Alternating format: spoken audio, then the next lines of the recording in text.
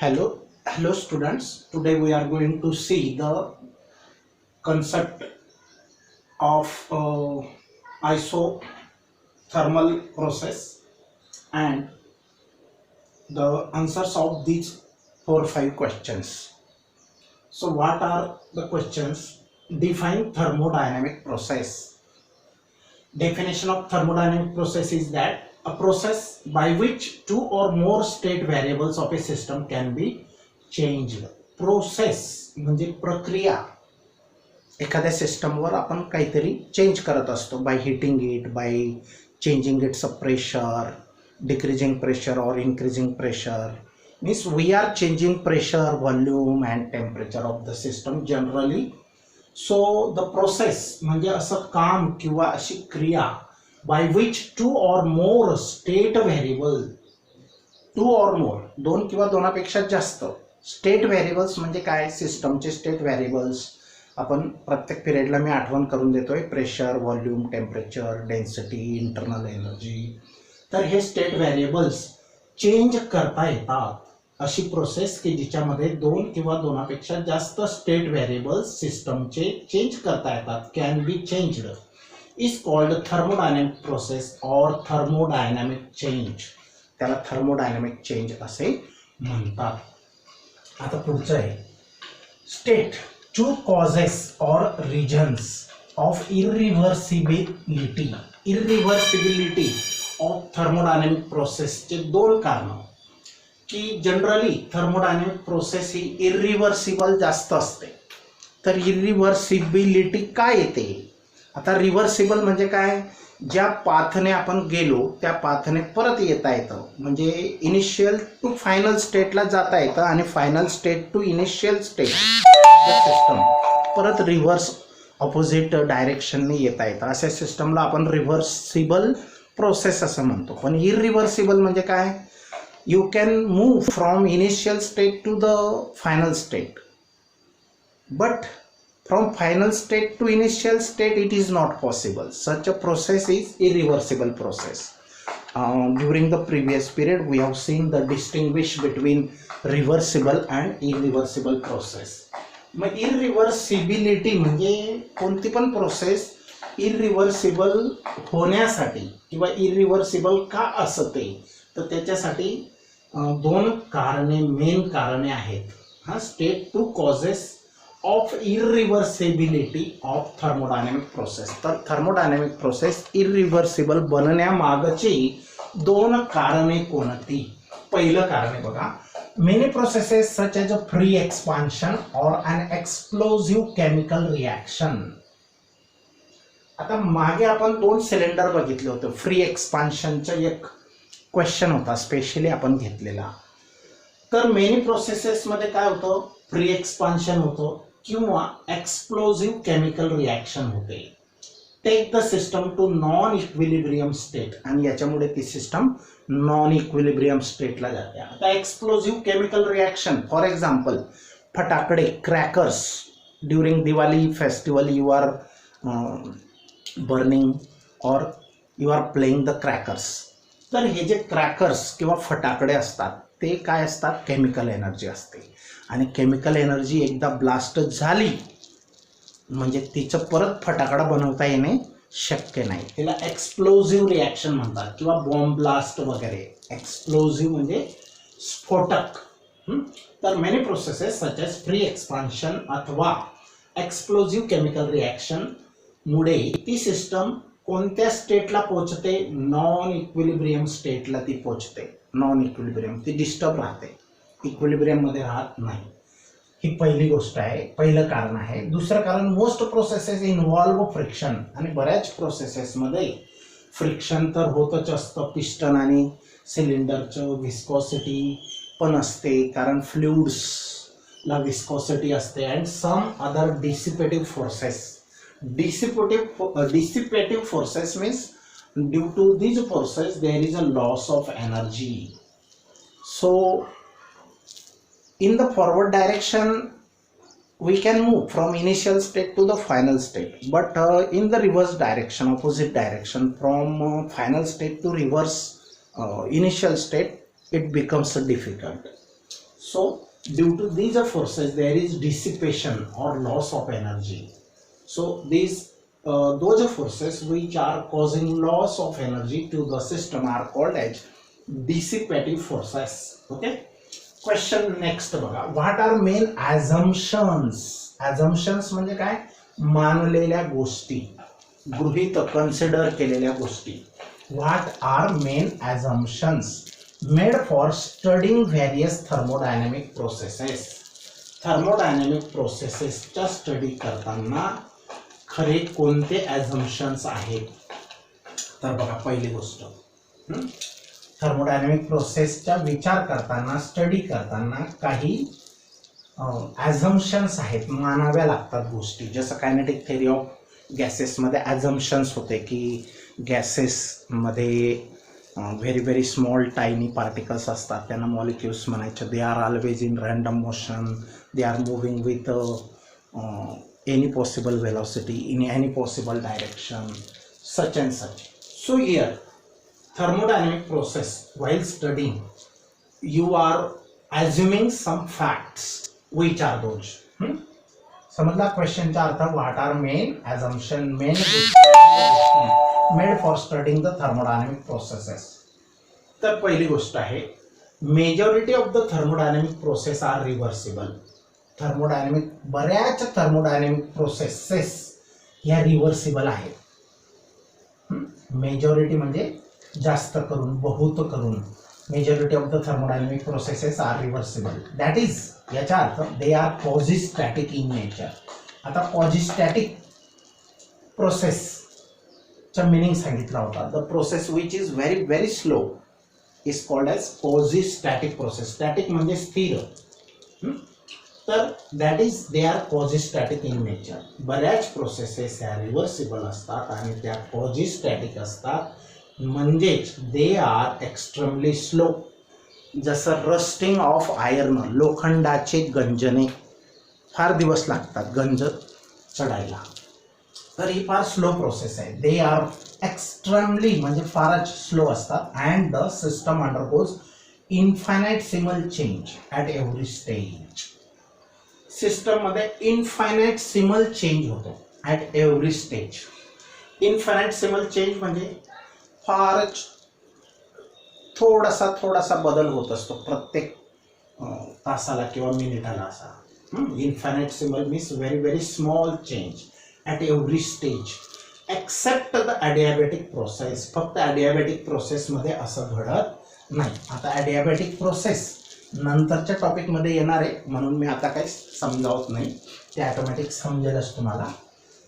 तर the system is therefore in thermodynamic equilibrium during all the change. आणि म्हणून सगळे चेंजेस त्या सिस्टममध्ये होत असताना ती सिस्टम थर्मोडायनॅमिक इक्विलिब्रियममध्ये असते.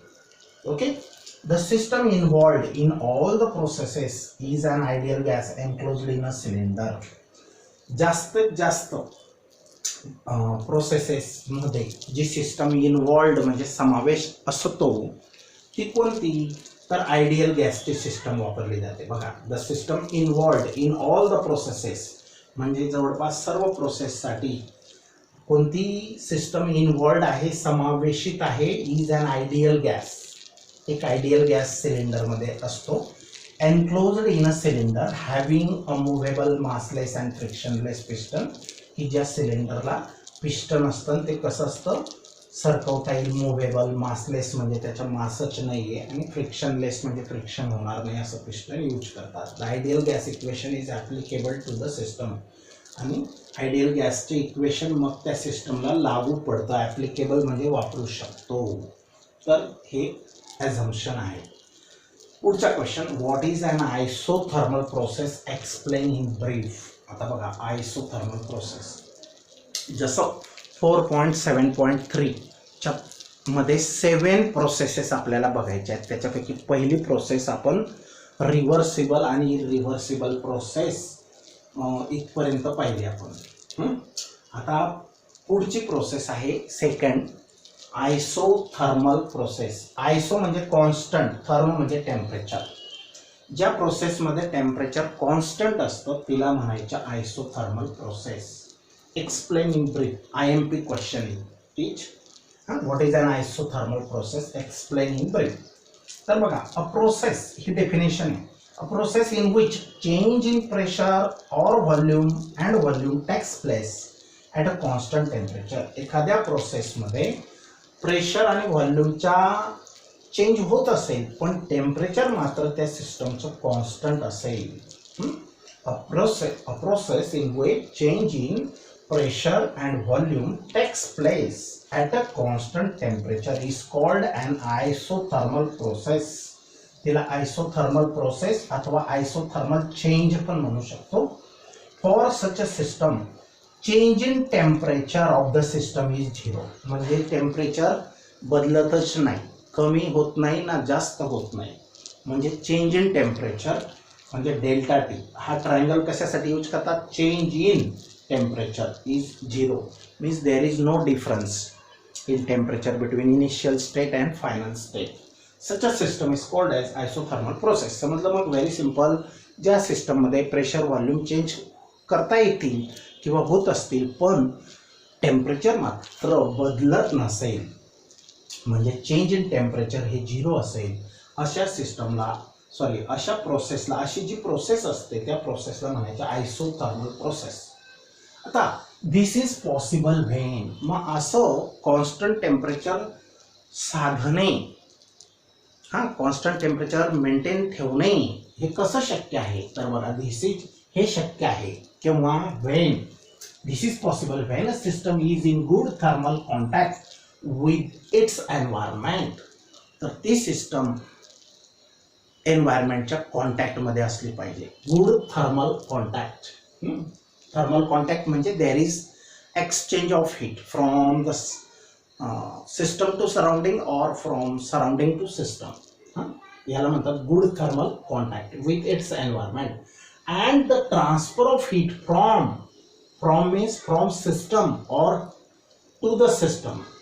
सिस्टम पासून एन्व्हायरमेंटला अथवा एन्व्हायरमेंट टू सिस्टमला हीटचा ट्रान्सफर होऊ शकेल.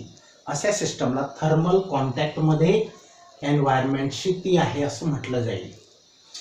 तर इज एक्स्ट्रम और to the system is extremely slow.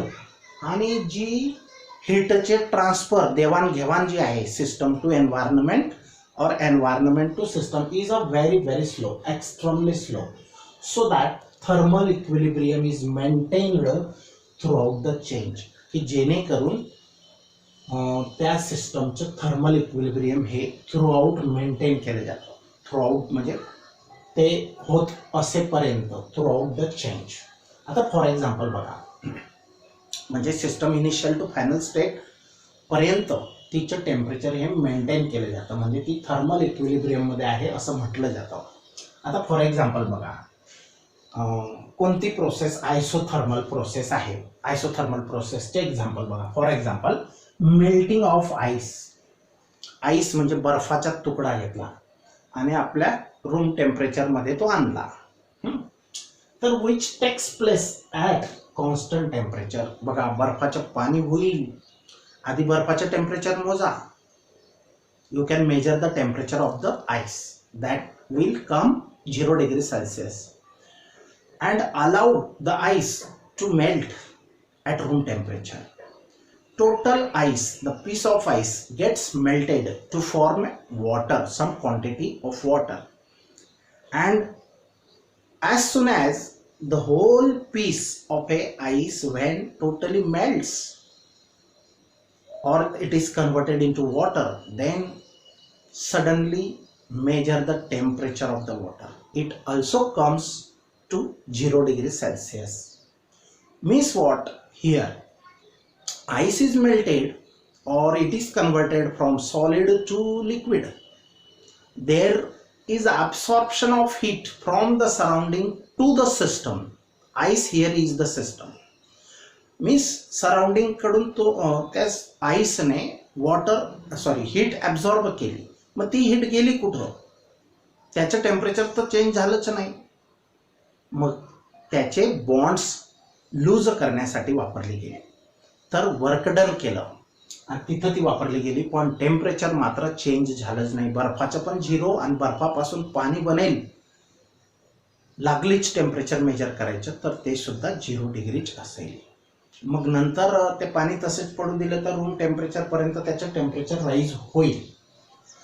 पण मेल्टिंग ऑफ आईस म्हणजे फक्त आईस मेल्ट होऊन पाणी बनणे ही process. Melting of ice which takes place at constant temperature म्हणजे टेम्परेचर बदलत नाही म्हणून इज ॲन आयसोथर्मल प्रोसेस. म्हणून मेल्टिंग ऑफ आईस ही आयसोथर्मल प्रोसेस आहे. दुसरी गोष्ट, as the temperature of the system remains constant. Isothermal सिस्टममध्ये temperature of the system remains constant in an isothermal change Boyle's law can be applied. तर ज्या सिस्टममध्ये temperature constant राखता येते त्या सिस्टमला बॉयल्स लॉ अप्लाय करता येतो म्हणजे वापरता येतो. P V is equal to constant. आता कॉन्स्टंट काय असतो मग? कॉन्स्टंट म्हणजे टेम्परेचर कॉन्स्टंट असतं. तर बघा, therefore the equation of state for an isothermal change is given by equation of state.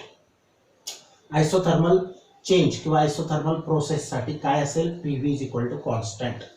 आता if P I V I initial pressure initial volume and PFVF final pressure final volume are the variables of a system in its initial and final states respectively. Then for an isothermal change, तर जर आता system initial to final स्टेटला जात असेल आणि तिचे हे variables change होत असतील तर पण ती जर आयसोथर्मल प्रोसेस असेल म्हणजे कॉन्स्टंट टेम्परेचर जर असेल तर आपण P V is equal to constant म्हणजे पी व्ही इनिशियल फायनल तर ह्यांच्या प्रॉडक्ट हा कॉन्स्टंटच राहतो. याचा मिनिंग असा आहे. समजलं? मग P I V I product of P I V I and product of P F V F. आता इथं आय फॉर इनिशियल स्टेट आणि एफ फॉर फायनल स्टेट तर त्यांचा प्रॉडक्ट हा कॉन्स्टंट राहील. पुढची स्टेप बघा. In an isothermal process internal energy of the system does not change. बघा, टेम्परेचरच कॉन्स्टंट आहे तर इंटरनल एनर्जी वाढण्याची किंवा चेंज होण्याची शक्यताच नाही. कमी होईल अथवा जास्त होईल नाही. तर change in internal energy is 0. Change in internal energy isothermal प्रोसेसची काय असते? 0. Energy exchanged is used to perform the work. Energy exchanged आईसला मेल्ट करण्यासाठी आपण म्हणजे सराउंडिंगने हीट दिली. कारण रूम टेम्परेचर हे आईसच्या टेम्परेचरपेक्षा जास्त असतं म्हणजे त्याने हीट घेतली म्हणजे एक्सचेंज झालं. त्या ठिकाणी हीटची देवाणघेवाण झाली. कोणाकडून कोणाकडे? From surrounding to the system. Atmosphere to the ice, piece of ice. मग पूर्ण बर्फाचं पाणी होईल. बर्फाचं पण टेम्परेचर 0 आणि जे पाणी बनलं त्याचं पण टेम्परेचर 0. याचा अर्थ जी हीट वापरली गेली, क्वांटिटी ऑफ हीट सराउंडिंगने आईसला दिली ती, तर तिचं कशामध्ये कन्व्हर्शन झालं? वर्क डनमध्ये झालं. To perform the work. Energy is exchange is used और utilized to perform the work. So for such a system isothermal process Q is equal to W. Q means quantity of heat supplied must be equal to the work done. Okay. Now question number 2. Exercise question number 2. Sub question number 3. Give an example of some familiar process in which heat is added to an object without changing its temperature. परत विचारले बघा. To clear the concept. Isothermal process कोणाला म्हणायचे? तर असं एखादं example familiar म्हणजे आपल्या दैनंदिन जीवनामध्ये एखादं एक्झाम्पल द्या. Give an example of some familiar process. Familiar म्हणजे जे सर्वश्रुत किंवा बऱ्याच लोकांना हे माहिती आहे. In which heat is added to an object. की असं एक्झाम्पल द्या की ज्याच्यामध्ये हीट तुम्ही ॲड करतायत पण त्या सिस्टमचं टेम्परेचर मात्र वाढत नाही, चेंज होत नाही. Without changing its temperature. आता बघा काय आहे example. During boiling of water. बॉइलिंगचा अर्थ माहिती आहे की नाही? बॉइलिंग होणे म्हणजे नुसतं पाणी गरम होणे नाही. पाणी हे लिक्विड स्टेटमध्ये आहे तर त्याचं वाफेत रूपांतर होणे त्याला आपण बॉइलिंग टेम्परेचर किंवा बॉइलिंग पॉईंट असं म्हणतो. आणि प्युअर वॉटरचं बॉइलिंग टेम्परेचर 100 डिग्री सेल्सिअस आहे. बरोबर?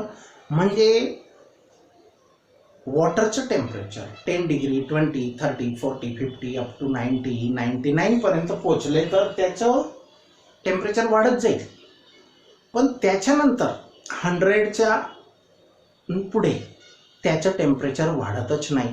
पण पाणी मात्र आटून सगळी वाफ बनून जाईल तोपर्यंत टेम्परेचर तेच राहील. तर मग during boiling of water, boiling करताना although heat is continuously added to the water, जरी का ऑल्दो मीन्स जरी का ड्युरिंग बॉइलिंग ऑफ वॉटर, पाणी उकळताना जरी का heat is continuously added to the water, वॉटरला हीट दिली जात असली तरी its a temperature does not change. त्याचं टेम्परेचर 100च्या पुढे जातच नाही. पूर्ण आटून जाईल, पाणी संपून जाईल, पूर्ण पाण्याच्या वाफेमध्ये कन्व्हर्शन होऊन जाईल, तरी पण त्याचं टेम्परेचर 100च राहील शेवटपर्यंत. ओके. तर can you recall, text page number 75. एक साधा क्वेश्चन आहे. वेन वॉटर बॉइल्स, जेव्हा पाणी उकळतं, why does its temperature remains constant. परत याचाच फीडबॅक इथं आहे बघा. तर पाण्याचं टेम्परेचर कॉन्स्टंट राहतं, पण काय कारण असावं कॉन्स्टंट राहायला. तर बघा, ड्युरिंग बॉइलिंग ऑफ वॉटर, जेव्हा पाणी उकळतो, आपण उकळतो म्हणजे वाफ होत असते, तेव्हा the heat added to the system means water is considered as a system. तर जेव्हा पाणी उकळतो आणि त्यावेळेला हीट जी दिली जाते सिस्टमला म्हणजे वॉटरला, is completely used to perform the work. पूर्ण हीट कुठं वापरली जाते, टू परफॉर्म वर्क म्हणजे तिथं वर्क डन कोणतं होतंय, स्टेट चेंज होते म्हणजे वर्क डन होते. पाण्याचं लिक्विड फॉर्मचं गॅसियस फॉर्म म्हणजे वॉटर व्हेपरमध्ये कन्व्हर्शन होत आहे, that is a work done. तर is completely used to perform work and change the state of the system. आणि सिस्टमची काय होते, स्टेट चेंज होते म्हणजे liquid state to gaseous state बनत आहे. No amount of heat supplied is used to change the internal energy of the system. दिलेली heat ही त्या पाण्याचं टेम्परेचर वाढवण्यासाठी म्हणजेच इंटरनल एनर्जी चेंज करण्यासाठी वापरली जात नाही, बिलकुलच नाही. No amount of heat is used to change the internal energy of the system. Therefore internal एनर्जीच वाढत नाही तर टेम्परेचरच वाढत नाही म्हणजे टेम्परेचर कॉन्स्टंट आहे. Therefore temperature of the remains constant. Temperature of the boiling water remains constant. Okay.